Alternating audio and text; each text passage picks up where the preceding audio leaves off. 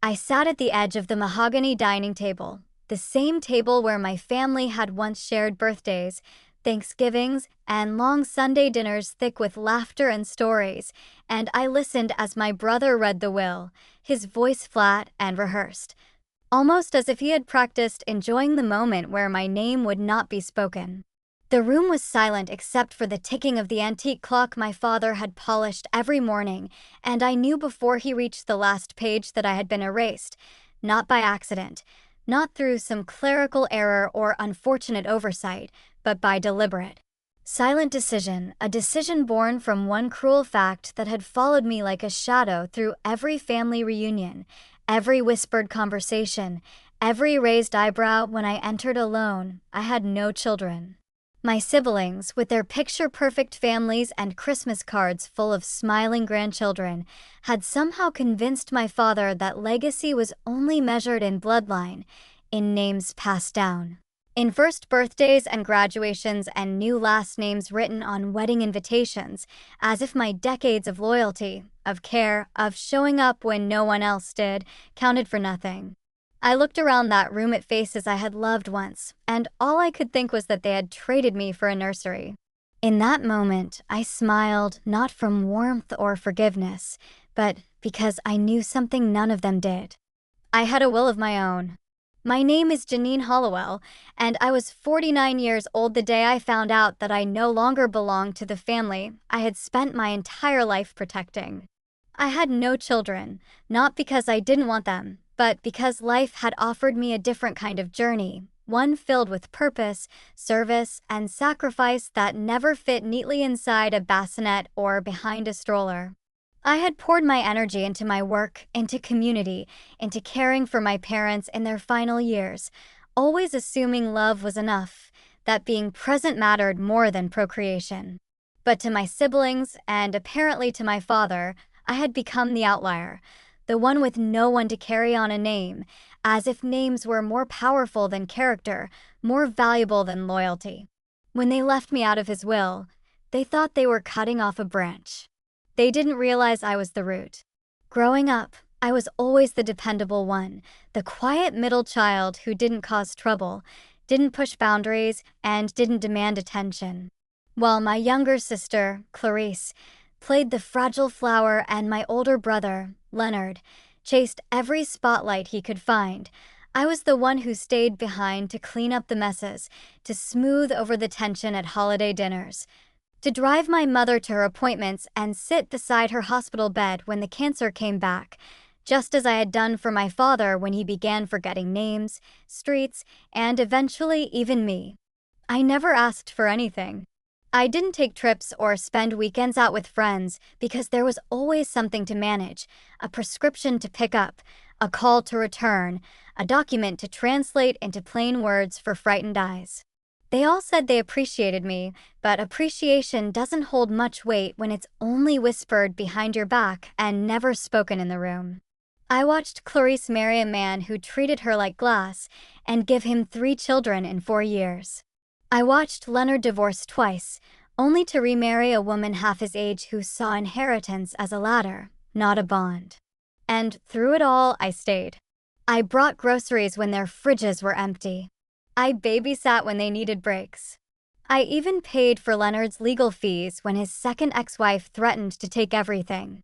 Not once did I wave it in their faces. Not once did I ask for repayment. I thought love was enough. I thought being there mattered more than bloodlines. My parents seemed to agree, or so I thought. They never criticized me for not marrying. They never pressured me about children. They told me I was their steady one, the calm in the storm, and for a long time, I believed that meant something. But after my mother passed and my father began fading, things changed. Clarice visited less. Leonard took over the finances. And suddenly, I wasn't included in discussions anymore. My calls were returned late or not at all. They said it was because I was always too emotional, too invested. I didn't question it then. I thought they were grieving. But now, sitting in that cold dining room hearing my name skipped over like it had never existed, I realized they had been preparing for this long before the will was even drafted. I was no longer family in their eyes. I was a relic, a reminder of care they never reciprocated, of love they didn't understand. And what hurt more than being excluded was knowing I had let them do it. I had taught them I would always forgive, always return, always carry the weight without complaint. But that day changed everything. Because if they could erase me for not giving life, I could just as easily erase them from mine. The day after the will was read, I returned to my apartment feeling hollow, as if every moment I had given them had been scooped out of me with cold fingers. I sat by the window, watching the shadows stretch across the buildings, and for the first time in years, I let myself feel the full weight of the betrayal. They didn't just forget me, they decided I wasn't worthy of being remembered. I opened my father's old leather-bound ledger, the one he used to keep locked in the cabinet I had the key to, and ran my fingers over the notes he used to scribble beside expenses and contacts. He had written my name dozens of times through the years, beside hospital bills I had paid, donation checks I had written in his name, receipts from travel arrangements I had organized. And yet in the end, none of that had mattered. His will had left everything, the house, the accounts, the stocks, even the old family jewelry, to Leonard and Clarice, with a final line that read, "Janine is capable of standing on her own." I stared at those words until they blurred. It wasn't meant to be cruel, but it was. It meant they thought I didn't need anything because I had never asked for anything.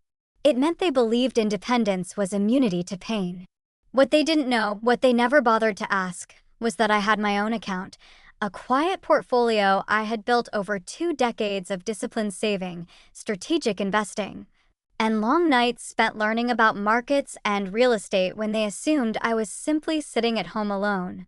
I had never flashed it, never bragged. But it was there, and it had grown.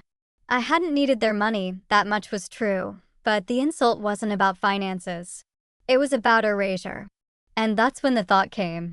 I would write my own will. I would draft it down to the comma. I would outline not only where my fortune would go, but why. I would name every detail, every item, and every reason, because someday they would read it. Someday, they would sit where I had sat, and they would learn what it felt like to be forgotten. I didn't want revenge to burn them, I wanted it to open their eyes. And I wanted them to see that the woman they dismissed had never been standing behind them. I had always been steps ahead. I started slowly, carefully, as I always had, with precision, not noise. I contacted my lawyer, a quiet, sharp-minded woman named Teresa who had handled several discrete estate plans for women like me, women who had spent their lives in the margins of louder families. I sat across from her in a glass-walled office overlooking the city I had called home for years and said, without trembling, "I want to leave my fortune to everyone except the people who expect it." She didn't blink. She just nodded, clicked her pen, and asked, "How would you like to begin?" We built the document piece by piece, every sentence a stitch closing an old wound. The condo, fully paid and sitting in one of the city's fastest-growing neighborhoods, would go to a young woman I mentored through a scholarship program, a girl named Sienna who had once told me I was the first adult who ever looked her in the eye when she spoke. The investment portfolio, now worth just over 7 figures, would be divided between a literacy foundation I had volunteered for in secret and a small domestic violence shelter that had helped a former coworker escape with her child. My jewelry would go to a friend's daughter who had admired a necklace I wore during a fundraiser, her eyes wide with quiet wonder. Even my father's ledger, the one with all the faded writing, I asked to be placed in a sealed box marked for those who never asked how I lived. Teresa looked at the total and raised an eyebrow. "That's a legacy," she said softly. I nodded, but what I didn't say was that the real legacy wasn't in the assets. It was in the choices. For the first time in my life, I was choosing myself and choosing the people who had seen me not as a failure for being childless, but as a whole person with depth and value beyond reproduction. I asked Teresa to write one final clause. It wasn't dramatic, but it was honest. A note addressed to Leonard and Clarice, to be read aloud should they inquire. It simply said, "You removed me from your memory because I had no children. But I had vision. and it built more than you ever noticed. That night, I walked home through a soft rain, and for the first time in years, I didn't feel like a ghost trailing behind a family's legacy. I felt like I was building one of my own. Weeks passed, and I heard nothing from them, not that I expected to. Leonard and Clarice had gotten everything they wanted. They were too busy splitting up furniture and selling off the lake house to think about the sister who had kept the family intact long after it started falling apart. But the world is smaller than we think, and quiet decisions ripple louder than shouted ones. One afternoon, I received a message from the alumni board of my father's university. They asked if I would attend the unveiling of a new endowment created in his name, one that Leonard and Clarice had organized to celebrate his legacy. My first instinct was to decline, to let them bask in their curated story of loyalty and lineage, but something inside me shifted. I decided to attend, dressed in the same navy suit I had worn to his funeral, not out of grief, but as armor. The event was grand, full of applause and handshakes, Leonard shaking hands like a politician and Clarice nodding graciously at compliments she hadn't earned. I stood in the back, unnoticed as always, until a board member approached me, an older woman with kind eyes who whispered, "I always wondered why your name wasn't included in the donation." I smiled softly and said, "Sometimes families edit history." Her eyes narrowed. "Well, they shouldn't have," she said before walking off. I stayed until the speech ended, then quietly left, but not before I noticed Clarice spotting me from across the courtyard. She froze. Her smile faltered. And for a second, I saw something unfamiliar in her expression. Not guilt, not even regret, but fear. Fear that I hadn't disappeared. Fear that I had something to say. I didn't say anything. I didn't need to. Days later, I received a call from Leonard. He left a message I never returned, something about talking things through and clarifying misunderstandings. I let it sit in my voicemail. Then Clarice sent an email, asking if we could meet for coffee, her tone artificially sweet, the way it had always been when she wanted something. I ignored it too. I had no interest in confrontation. They had written me out. Now they would learn what it meant to stay out. Months slipped by, seasons changed, and life unfolded gently without them. I continued my work, invested in my causes, and surrounded myself with the kind of quiet, steady people who never asked why I didn't have children because they saw the fullness of my life without needing explanation. I received updates through mutual acquaintances. Leonard had listed the family house for sale, but was struggling to find a buyer due to foundation issues he had ignored for years. And Clarice was in the middle of a legal dispute with one of her daughters over a trust fund she had promised, but never set up properly. I watched it all from a distance, not with satisfaction, but with clarity. They were unraveling, not because I had harmed them, but because they had built everything they inherited on assumptions and convenience. One afternoon, Teresa called me with news. The final draft of my will had been filed and officially notarized. Every line exactly as we planned, every beneficiary confirmed. "It's done," she said, and in her voice I heard something rare: respect. I thanked her, and as I hung up, I looked around my apartment, a space filled with warmth and intention, and knew that even if I never saw Leonard or Clarice again, they would feel this one day. It wasn't revenge I had written into the pages. It was truth. The kind of truth that waits, that doesn't shout, that doesn't destroy but illuminates. One day they would come asking, not for reconciliation, but for understanding. And when they did, all they would find was a legacy they never knew I had shaped while they weren't looking. It was nearly 2 years later when I received the letter. Not an email or a phone call, but a real letter in Leonard's handwriting, one I hadn't seen since he was a teenager scribbling apologies for crashing the car or forgetting Mother's birthday. The envelope was thick, the handwriting careful, almost deliberate, as if he had rewritten it a dozen times before sending. I let it sit on my counter for a week before opening it, sipping tea each morning with the sealed truth inches away, knowing that the words inside wouldn't change what had been done, only try to explain it. When I finally opened it, I read slowly. He wrote about how things had become confused after our parents passed, how they assumed I didn't need anything because I never asked, how Clarice thought I preferred solitude, and how the will was drafted quickly while trying to manage everything. There were phrases like, "We didn't mean to hurt you," and "You've always been stronger than any of us," followed by an awkward plea to talk in person. He even included a photo of the three of us as children, standing in front of the lake house with our father, our smiles forced and the wind in our hair. I read it twice, not because I was moved, but because I was measuring the distance between what he thought had happened and what truly had. He didn't want forgiveness. He wanted reassurance that he was still the center of the story. But he wasn't. Not anymore. I didn't respond. Instead, I instructed Teresa to add a single update to the copy of my will to be read aloud when the time came. If they come asking, tell them I gave everything I had to the people who never asked for proof I was worth loving. It was months later, when I hosted a private dinner for the Foundation's newest scholars, that I truly felt what legacy meant.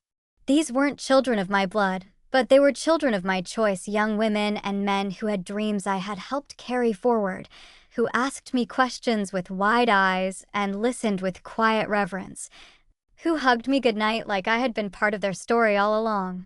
Clarice and Leonard might never understand the kind of family that builds itself from shared values instead of shared genes, but I did. I watched these new lives unfolding because of choices I made while my siblings were counting their shares and flipping houses. The final act came quietly, not with a confrontation but with a call. A lawyer representing Leonard and Clarice requested a meeting. I declined. He asked again, said they wished to reconcile, and had questions about my estate. I gave a simple response through Teresa, that my affairs were in order and I had nothing further to discuss. I never heard from them again. When I walked through the city now, past the library that bore my name on a plaque or the shelter whose roof I had helped replace, I didn't feel bitterness or triumph. I felt peace. I had not been erased. I had simply outgrown the frame they tried to force me into. And one day, when someone reads my name in a donation list or opens a letter from the estate, they won't ask what children I had. They'll ask what kind of woman I was. And the answer will be in every life I quietly changed. Years have passed since that final letter, since the lawyer's request, since I made peace with the fact that I would never get the kind of acknowledgement that children hope for from their families, the kind that says you were seen, you were valued. You were loved not for what you gave, but for who you were. And I've learned that legacy isn't something that gets handed to you through bloodlines or written into wills by aging parents with shaky hands and even shakier memories.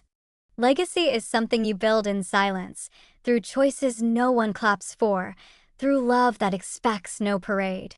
The fortune I left behind was never the point, though it changed lives, the scholars who walked across graduation stages because I paid their tuition when no one else would, the single mothers who slept safely behind the walls of the shelter I rebuilt, the artists and writers whose work reached the world through the foundation I seeded. Their stories are my story now. Sometimes I wonder if Leonard or Clarice ever speak my name.